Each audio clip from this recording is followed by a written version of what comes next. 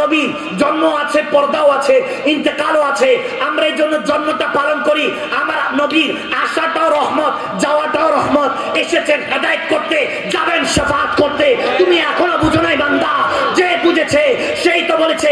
হযরত হাসান বিন সাবিত রাদিয়াল্লাহু তাআলা একদিন আমার নবীর দিকে তাকিয়ে বলতেছে, ইয়া রাসূলুল্লাহ, ইয়া হাবিবাল্লাহ, আমার এই দুই চোখ, হাসান বিন সাবিতের এই দুই চোখ কখনো আপনার মতো সৌন্দর্য দেখে নাই। মনে হয় কোন মা এই দুনিয়াতে আপনার মতো কাউকে জন্ম দেয় নাই। খুলিকতা মুবাররা মিন কুল্লি আইবিন, আমার মনে হয় আল্লাহ আপনাকে ত্রুটিহীন, ডিফেক্টহীন বানিয়েছে। কান্নাকা কাদ খুলিকতা কামা তাশাউ, আমার আল্লাহ মনে হয় আপনি যেমনটা চেয়েছেন তেমনটাই বানিয়েছেন, আপনি যেমনটা চেয়েছেন তেমনটা বানিয়েছেন। আর সাহাবায়ে রাসূলদের আকীদা হলো আমার নবী যেমনটা চেয়েছে আল্লাহ নাকি তেমনটা বানিয়েছে। এটার মধ্যে শিরক বিদআত হলো না।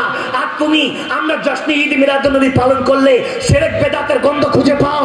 বুঝা গেল বান্দা, তুমি মুমিন হতে পারো নাই, তুমি প্রেমিক হতে পারো নাই। किसी को किसी से इश्क हो जाता है, वो अंधा हो जाता है, बेरा हो जाता है।